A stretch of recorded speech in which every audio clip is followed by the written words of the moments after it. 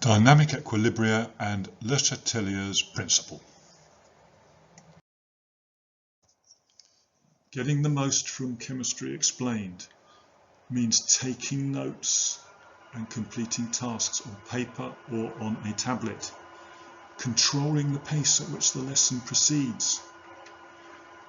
Particularly when prompted, pause the lesson, complete the task, thinking it through, taking your time. When you're ready, return to the lesson and correct your work before proceeding. So an overview would be the idea of dynamic equilibria and its characteristics, the position of equilibrium and what is meant by that, how that can be changed by conditions, Le Chatelier's principle, the effect of catalysis on the position of equilibrium, and then how industry applies Le Chatelier and rate of reaction theory to determine conditions for any of their processes.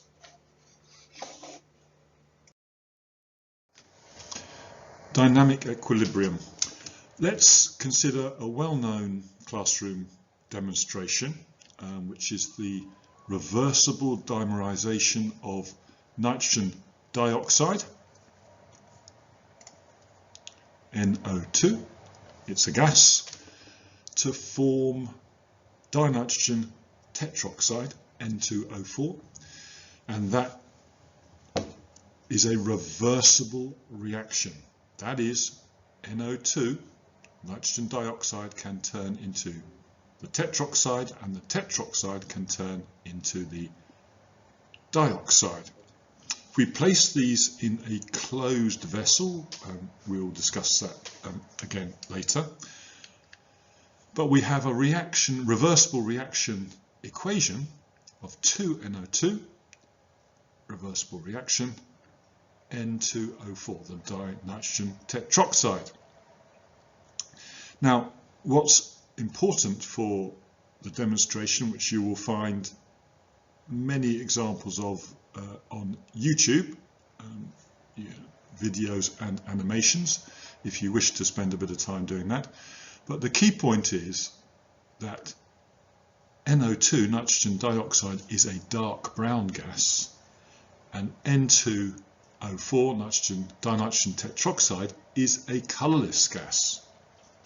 So we can distinguish the concentrations of NO2 and of N2O4 on the colour, the intensity of colour in the reaction mixture in the closed vessel. So, after a period of time, starting with nitrogen dioxide only, the dark brown colour fades. That is, the concentration of NO2 goes down. The concentration of N2O4 goes up. So the colour fades. However, that does not carry on in that direction of change forever. At a certain point, a constant light brown colour is obtained, which means that the concentration of NO2 reaches a constant value, and similarly, therefore, the concentration of dinitrogen tetroxide reaches a constant value. So the constant but light brown colour tells you the concentrations of the two reactant gases, dinitrogen tetroxide and nitrogen dioxide, are remaining at constant values. And that is a state that we call dynamic equilibrium. So let's consider how the concentrations of nitrogen dioxide and dinitrogen tetroxide change with time. Now, if you recall, we're starting with a high concentration of nitrogen dioxide and 0 dinitrogen tetroxide. Pause the lesson and sketch how you think the concentration of nitrogen dioxide and of dinitrogen tetroxide will change with time. Come back when you are ready to look at my sketches. Okay, so if I look at my sketches, I'm starting with a high value for nitrogen dioxide and 0 dinitrogen tetroxide. The concentration of nitrogen dioxide decreases as we form dinitrogen tetroxide, but as the concentration of nitrogen dioxide goes down, obviously the concentration of the tetroxide goes up, so we see an increase. But they then both reach constant values.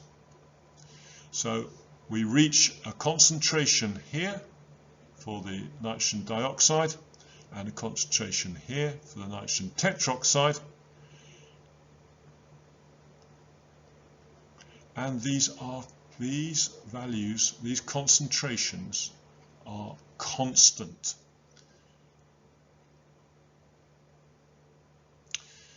But crucially, those concentrations which are constant are not the same. So the characteristic of a chemical equilibrium is that the concentrations of the components, nitrogen dioxide in this case and dinitrogen tetroxide, reach a point at which their concentrations do not change, in which their concentrations are constant. But that does not mean, except in an exceptional circumstance, that the concentrations of the components are the same. They are not the same at equilibrium, one can generally assume. Pause and indicate where on this graph equilibrium is first reached. Come back to look at my addition. Okay, so the time at which equilibrium is reached is the time at which the concentrations of the components, the dinitrogen tetroxide and the nitrogen dioxide, stop changing. Now I've estimated that on my graph as being this time here. So that would be the time at which equilibrium is reached.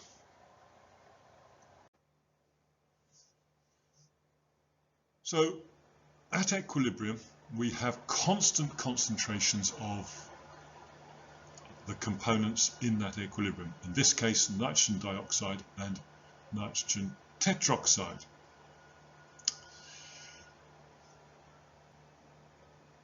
At equilibrium, however, we argue that NO2 is changing into N2O4 and N2O4 is changing back into nitrogen dioxide, NO2. But that the rate at which these reactions are happening, the rate at which nitrogen dioxide is turning into the tetroxide, is equal to the rate at which the tetroxide is turning back into the dioxide. And therefore there is no overall change. So dynamic equilibrium takes the idea that there is constant change, the forward reaction is running and the reverse reaction is running in the reversible reaction, but at equilibrium the rate of the forward reaction is equal to the rate of the reverse. So the speed at which NO2 is turning into the tetroxide is matched by the change of tetroxide into dioxide. So there is no overall change.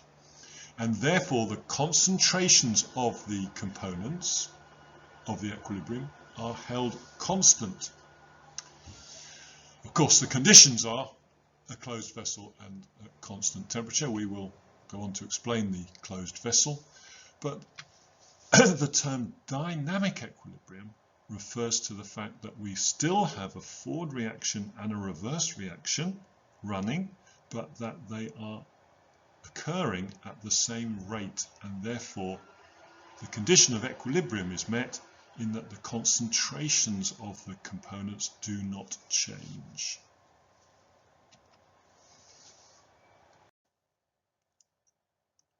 So let's consider how rate of reaction, rate of forward and rate of reverse reactions could be plotted graphically to describe an equilibrium.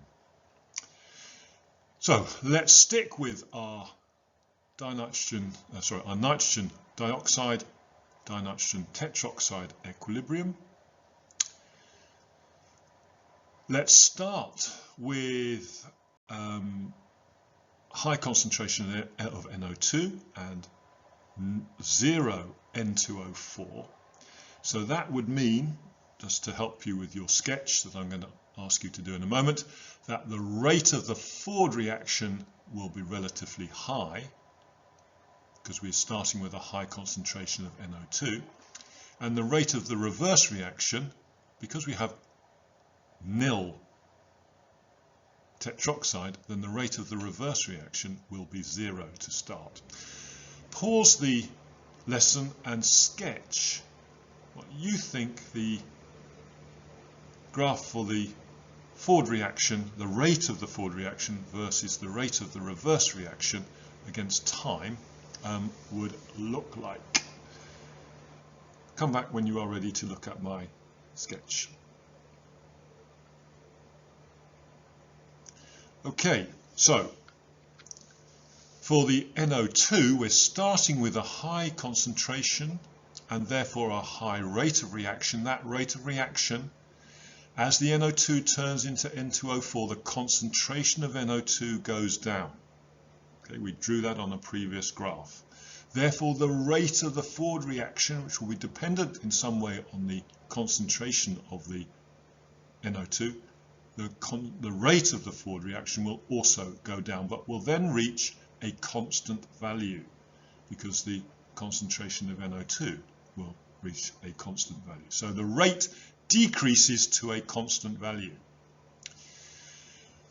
If we now consider the rate of the reverse reaction, well, that starts at 0 because there is, to start with, 0 concentration of N2O4, but that will increase as the concentration of the tetroxide increases, so the rate of the reverse reaction will increase with time, but they will then reach a point at which the rates of the forward and the reverse are the same.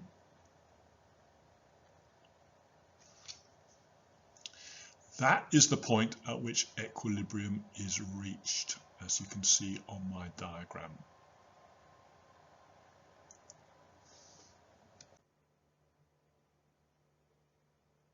Now let's consider the condition required for a chemical equilibrium to be reached, which is that the system is closed.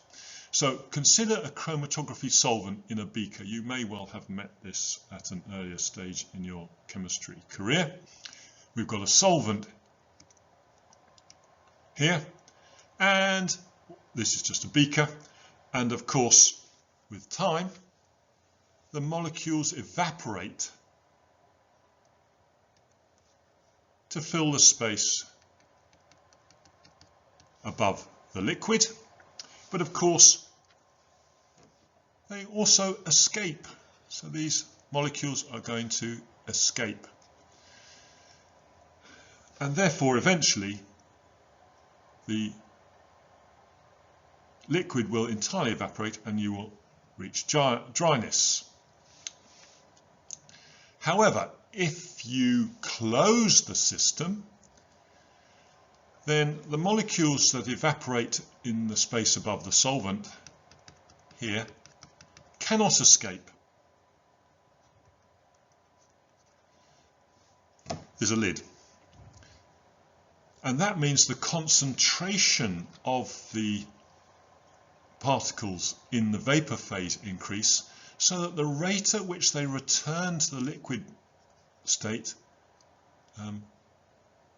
increases. As we get more and more particles forming here, then the rate at which they increase to the return to the liquid state increases, until the point at which the rate of condensation, that is the rate at which the vapor forms the liquid, is equal to the rate at which the liquid is evaporating. And of course that would be a chemical equilibrium. However, it can only take place if we close the system. If we allow particles to escape from the system, then the rate of return in this example will never build to match the rate of evaporation. The rate of condensation will never build to match the rate of evaporation. So it's essential for chemical equilibrium to be reached that the particles, the components of that equilibrium, do not escape but remain in the system, so that the rate of the reverse reaction, in the examples I've been taking so far, the rate of the reverse reaction increases due to an increase in concentration of the product until the point at which, in this example, the rate of the reverse reaction, the condensation, equals the rate of evaporation. So an equilibrium can only be reached if the system is closed. Let's move on to consider what exactly is meant by the term position of equilibrium. So keeping with our nitrogen dioxide, nitrogen tetroxide equilibrium, let's look at this situation here. So the concentration of NO2 starts high, drops to reach a constant value. The concentration of N2O4 starts at 0 but increases to a constant value, but the relative concentrations of N2O4 to NO2, well, here this is relatively high in this case, and the concentration of NO2 is relatively low. So the NO2 we read off here, and the N2O4 we read off here.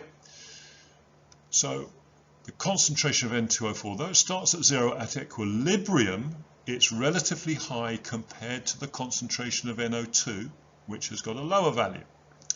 So we would say that the equilibrium here lies to the right. That is, the concentrations of the right-hand components, the product components, are higher than the concentrations of the reactant components, the left-hand components. So that would be a situation where we would say the position of equilibrium lies to the right. So to be absolutely clear, position of equilibrium refers to the relative concentrations of the components in the equilibrium. The relative concentrations of the right-hand side compared to the left-hand side. In this chart, we have a high concentration of the right-hand side compared to a lower concentration of the left-hand side. So the equilibrium lies to the right. Pause the lesson and sketch an equivalent graph to show the position of equilibrium lying to the left.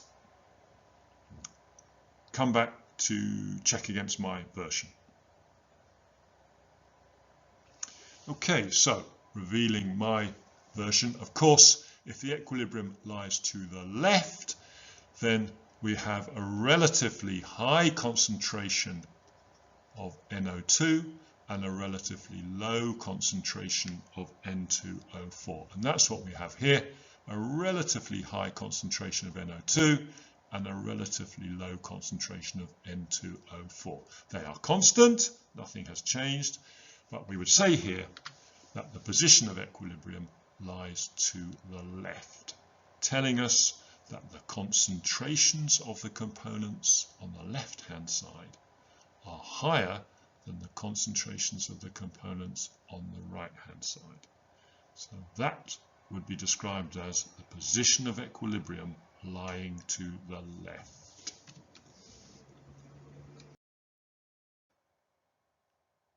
Le Chatelier's principle.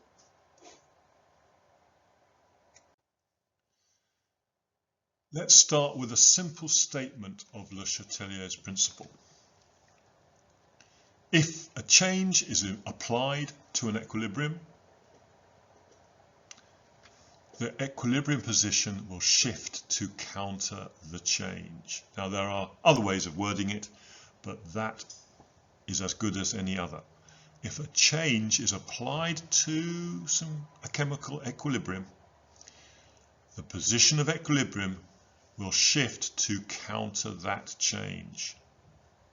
So let's look at an example. Let's suggest that an increase in concentration is applied.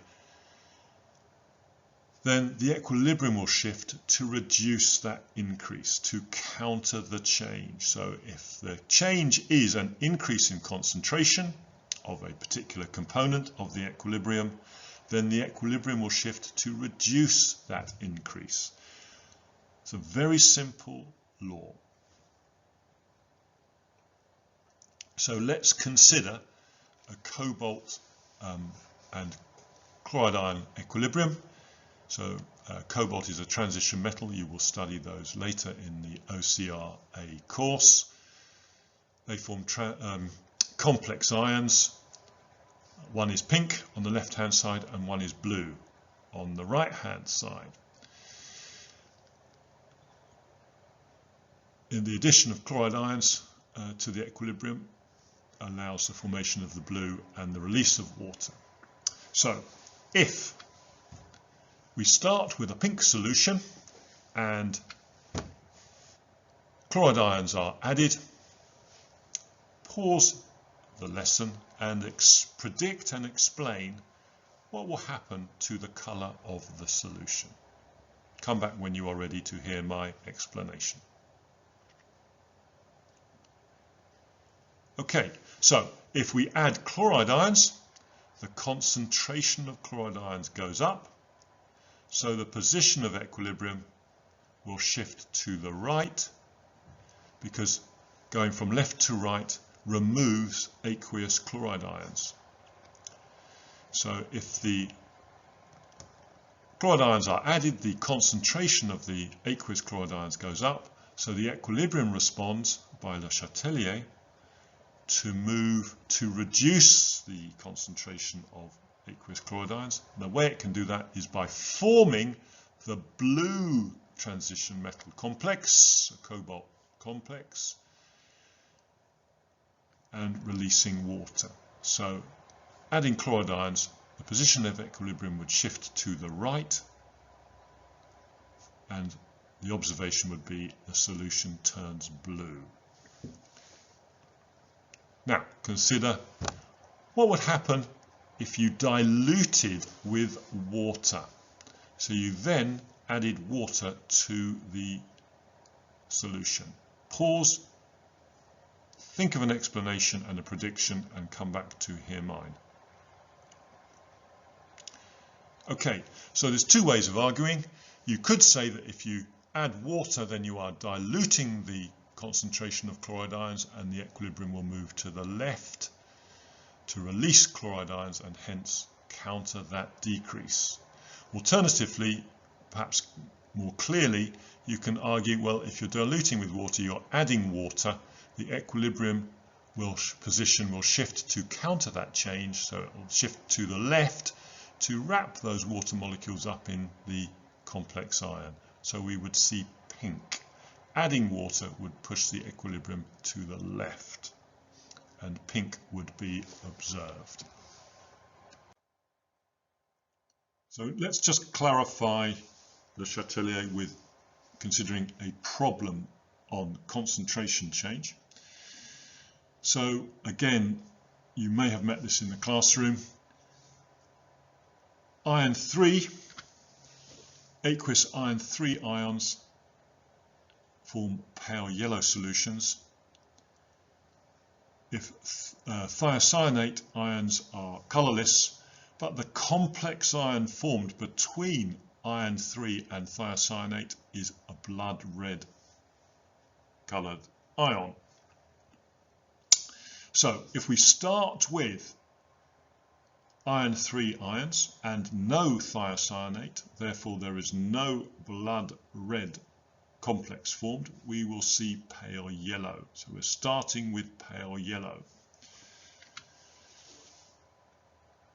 If we add a few drops of the thiocyanate, then we see a pale brown colour. Pause the lesson and see if you can explain that in terms of formation of ions and position of equilibrium. Okay, I'm going to explain if you are ready. So if we add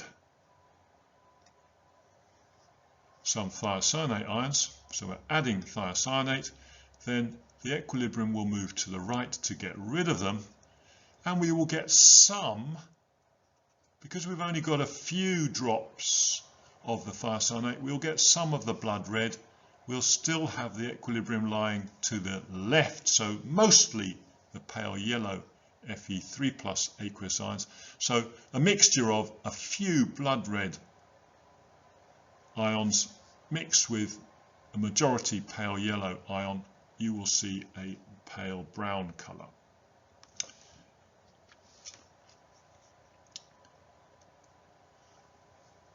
What if we add more thiocyanate? Well, then the equilibrium will shift considerably to the right. If we add more thiocyanate, the equilibrium will shift to the right to get rid of them and form a high concentration of the blood red ion, thiocyanate ion. So we will see blood red. Pause and explain why the pale yellow colour will be seen again if Fe3+ ions are removed. Okay, so if we remove Fe3+, so we're removing Fe3+, the equilibrium will shift to the left to replace those ions that are lost. So the blood red ion thiocyanate will become very low. This will return to, that will increase by the shift in equilibrium. So we will see, in the absence of the blood red ion, we will see a pale yellow colour. So in each case, the explanation is about a shift in the position of equilibrium. If we add thiocyanate, the equilibrium will shift to the right to get rid of them. If we add lots of them, the equilibrium position will lie to the right with a high concentration of the blood red complex. If we remove Fe3+, then the equilibrium will shift to the left to try and counter that decrease. So there'll be, by the shift of equilibrium, an increase in Fe3+ to counter the decrease, and the concentration of the blood red complex will be very low, and therefore we will see yellow.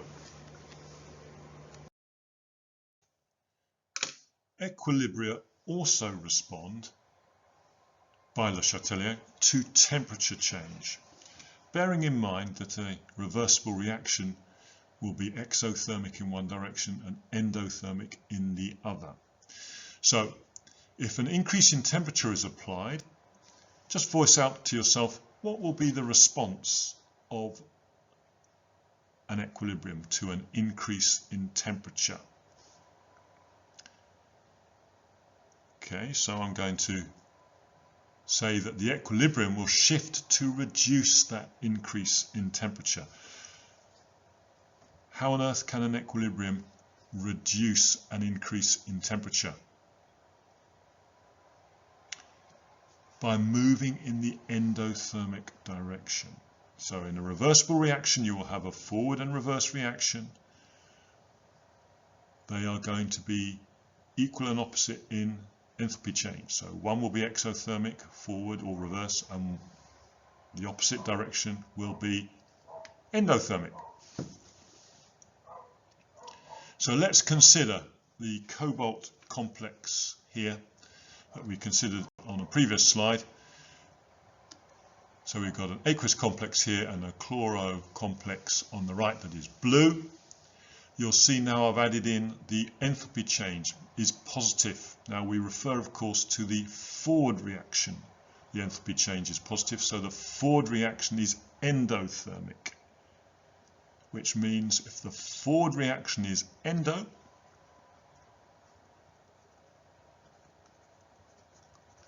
the reverse reaction must be exothermic.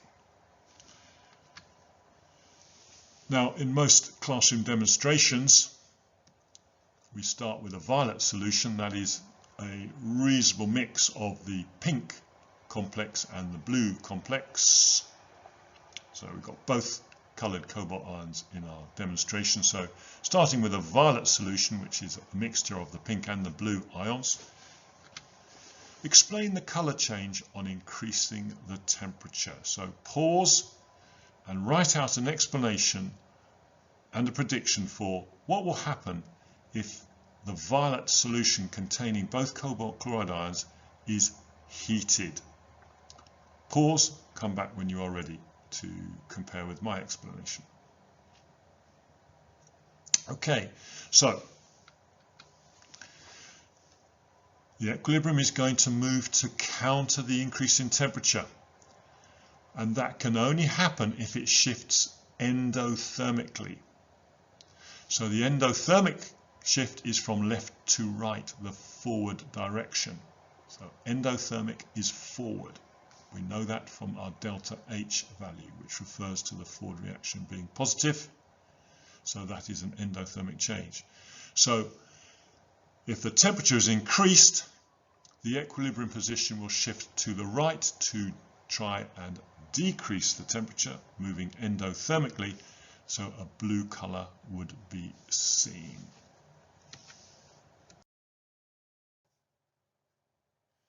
So considering the same equilibrium, but this time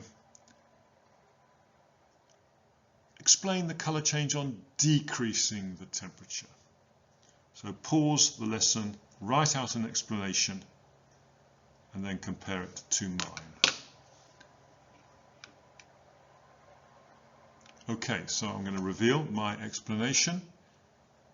To counter the decrease in temperature, the equilibrium position shifts exothermically.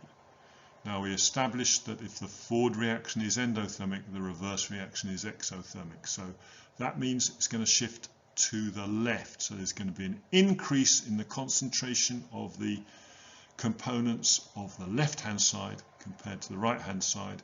So a pink colour would be seen from the original violet.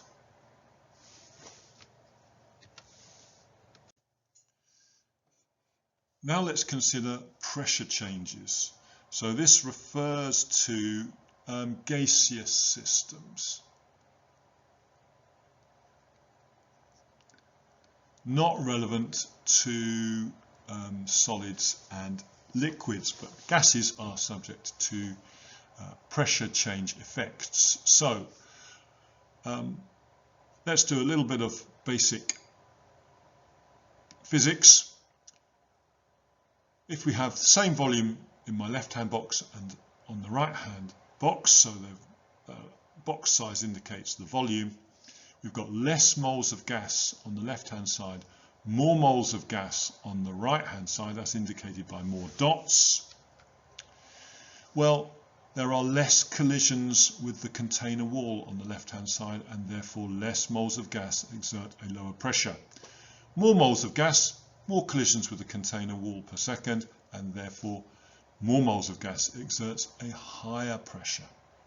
Now, if these two boxes are at equilibrium, that is, we've got a reaction that starts with less moles of gas and ends, as with products on the right hand side, with more moles of gas, and this reaction is reversible, then this is going to be subject to Le Chatelier's principle. So the effect of an increase of pressure would be that the equilibrium seeks to reduce that increase in pressure. How could it do that? Well, less moles of gas exert a lower pressure. So the position of equilibrium would shift to the side with less moles of gas. So let's run through that again. If we apply an increased pressure to this system here, which has less moles of gas on the left-hand side and more moles of gas on the right-hand side, the equilibrium will shift to reduce the pressure. It can achieve that by forming less moles of gas. In other words, the position of equilibrium will shift to the left, the side with less moles of gas. Now, could you write out a similar explanation, prediction and explanation for the effect of pressure decrease on gaseous systems at equilibrium? Pause, write out your prediction and explanation and come back. Okay, so a decrease in pressure, the equilibrium will seek to change position to increase the pressure, and that means it will shift to the side with more moles of gas. So that now has to be applied to real systems. So let's return to our equilibrium, gaseous equilibrium from earlier in the lesson. 2 moles of nitrogen dioxide react to form 1 mole of nitrogen dinitrogen tetroxide. Explain the effect on the position of equilibrium of these changes. Firstly, an increase in pressure. Pause the lesson and write out a prediction and explanation for the effect of increasing pressure on the position of equilibrium. Okay, so I'm going to reveal. As we have less moles of gas on the right hand side, if we increase pressure, the equilibrium will shift from the left to the right to decrease the moles of gas and therefore to reduce the pressure of the system. So, shifts to the right, our explanation to the side with less moles of gas. If you're not confident, you can write out an explanation and prediction for the effect of decreasing pressure. Pause, come back when you are ready. So, if I reveal decreasing pressure, well, the equilibrium is going to seek to increase the pressure, so it's going to shift from the right to the left, where there are more moles of gas. We've got 2 moles of nitrogen dioxide compared to 1 mole of dinitrogen tetroxide. So from a move from right to left increases the numbers of moles of gas. So that will counter the decrease in pressure.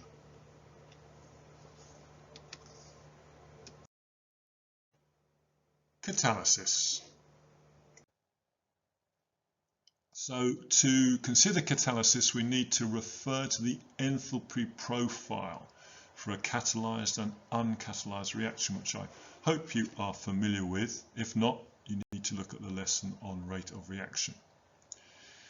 So here is our uncatalyzed reaction, and of course we've got a forward and reverse reaction here. We're forming X is forming Y, and Y can be reversed into X. So we've got 2 activation energies.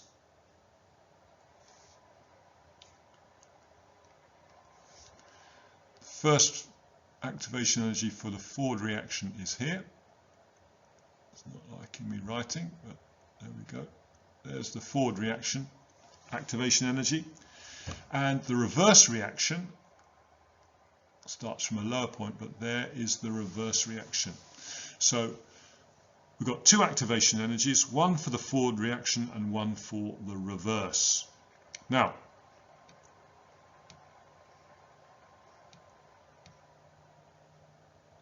if we now consider the catalyzed reaction profile, we can see that the activation energy for the forward reaction is greatly reduced,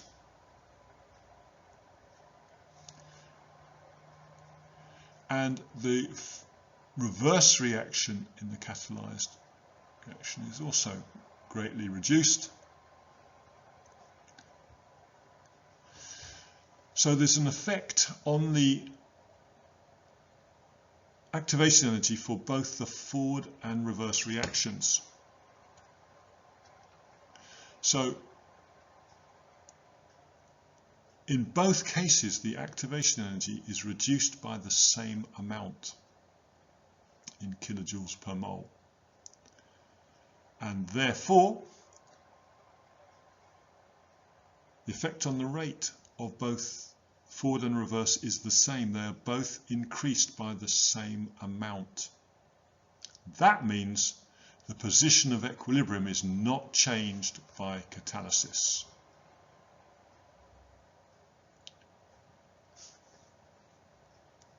So the activation energy for the forward reaction and the activation energy for the reverse reaction.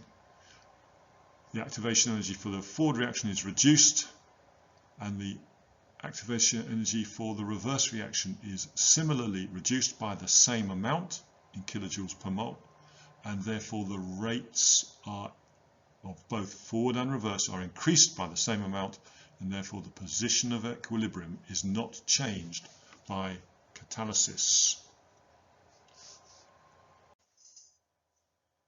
So what is changed by catalysis? Well, we've just established that the position of equilibrium is unchanged and the rate of the forward and reverse reactions are increased by the same amount.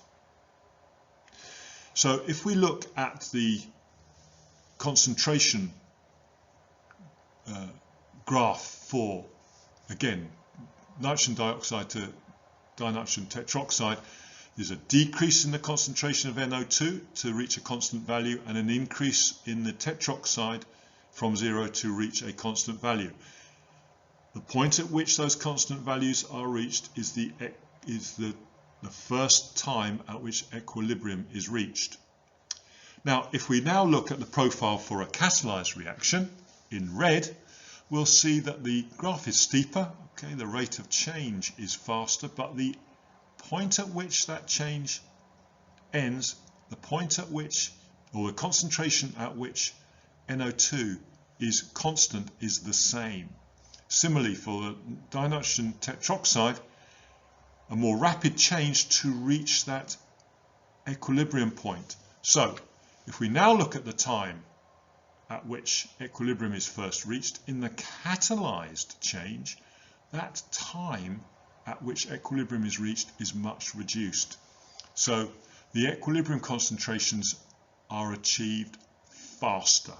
So equilibrium is achieved more quickly in a catalyzed reaction than in an uncatalyzed reaction. Although, as we can see here, the concentrations at equilibrium remain unchanged.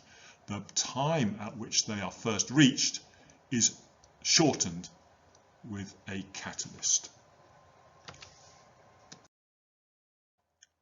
Now let's consider some industrial processes. We will have to consider both Le Chatelier's principle and factors that affect the rate of reaction.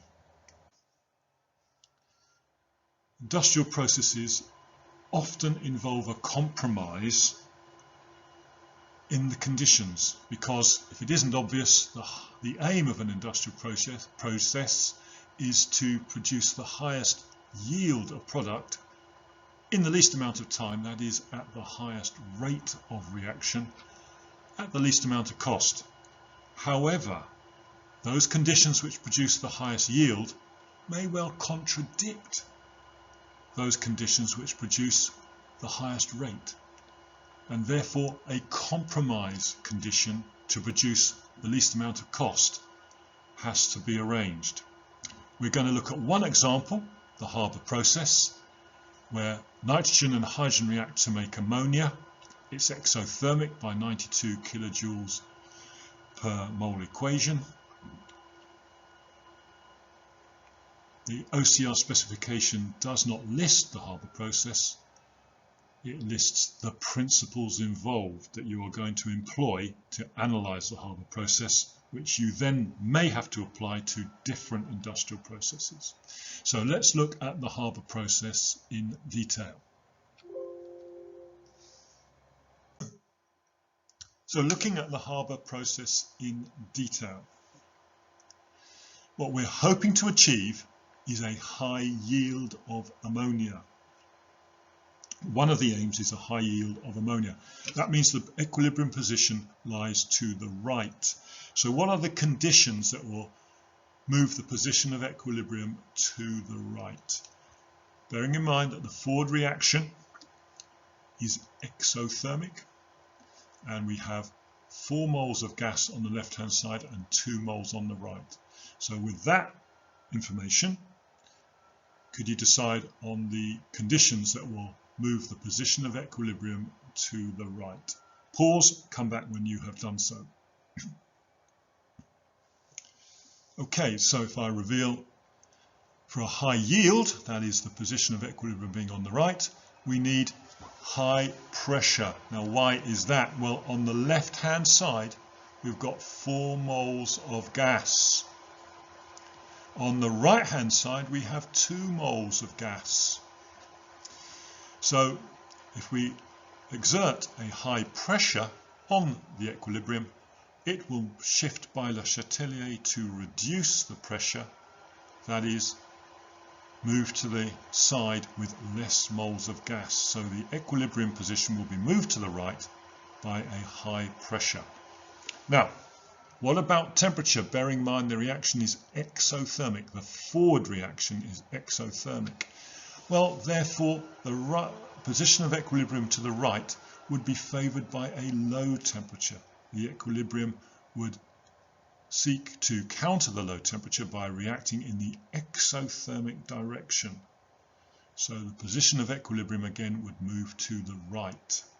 So these are the conditions, high pressure and low temperature, for a high yield. However, what are the conditions that we need for a high rate of reaction to achieve the equilibrium quickly? Well, a high pressure would be fine. But what about the low temperature? This is where we will have to note that the conditions that produce a high yield will produce a low rate of reaction, because for a high rate of reaction we need a high temperature. And let's not forget the use of a catalyst in industrial processes speeds up reaction at the same temperature. So a catalyst is always a win. But you will notice straight away that for a high yield we need a low temperature, but for a high rate of attainment of equilibrium we need a high temperature. So in industry, the operational conditions are a compromise. That is, a yield of only around about 15% for the Haber process is the industrial average, achieved at a moderate rate of reaction. A higher yield would be achieved too slowly. A higher rate would give too low a yield. So in general, 15% yield at a temperature that gives you a moderate rate.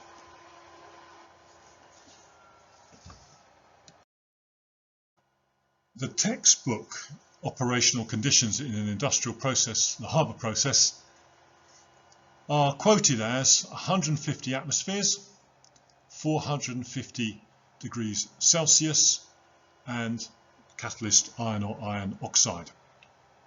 What I'd like you to do is to list the advantages of a pressure of 150 atmospheres and what are the disadvantages.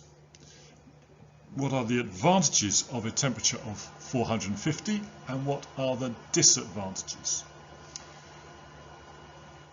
What are the advantages of a catalyst and what are the disadvantages? So I'd like you to pause, think carefully through some of these ideas we haven't discussed in my lesson so far. So you've got to do some open-minded thinking. What are the advantages and disadvantages of each of those 3 industrial conditions in turn? Pause, think it through, come back when you are ready to look at my own suggestions. Okay, so the advantages of 150 atmospheres is it certainly increases the yield. It's a high pressure, it increases the yield. High pressures also increase the rate of reaction. Got more collisions per second between the particles. There's more particles in the fixed volume, and therefore collision frequency is higher. The disadvantages we haven't discussed so far, but you need to take note. The cost of containment. To contain high pressure gaseous systems is very expensive. You have to have strong piping, strong containers, joints to prevent leaking. So the cost of containment, what's called industrial plant, is very high. Secondly, to produce a high pressure gas, you have to expend a lot of energy, and that costs. So the cost of energy is a second disadvantage and limits the pressure to which industrial processes are taken. Okay, so 150 atmospheres is a very high pressure. The cost of producing that pressure argues against going to 250, 300 atmospheres. So it's very much a limit on the pressures used, as is the cost of containment. Let's move to the temperature 450. So if you remember, we want a high temperature for a high rate of reaction and a low temperature for yield. So 450 is a compromised temperature. The advantage is it increases the rate of reaction over room temperature, for instance. But the disadvantage, of course, is that it reduces yield. The forward reaction is exothermic. A low temperature is required to increase yield. The iron oxide catalyst, well, pretty much a win, always increases rate of reaction. It has no effect on yield and will produce that higher rate of reaction at a lower temperature and therefore reduces energy use and costs. The disadvantages are minor. The cost of the catalyst itself, which in the case of iron is not very expensive, and the cost of replacement. So those are the sort of considerations you need to take into account when analysing an industrial process and looking at what conditions is most cost effective for the industrial process itself. So for my final slide, just the obvious statement that to consolidate you need to practice, you need to find problems from whatever source you have available to you, but those sources which have comprehensive answers are the best. So attempt the problems, check your answers, move on when you are being consistently accurate and complete in your answers. Choose the next topic that you think for you is the one you need to focus on.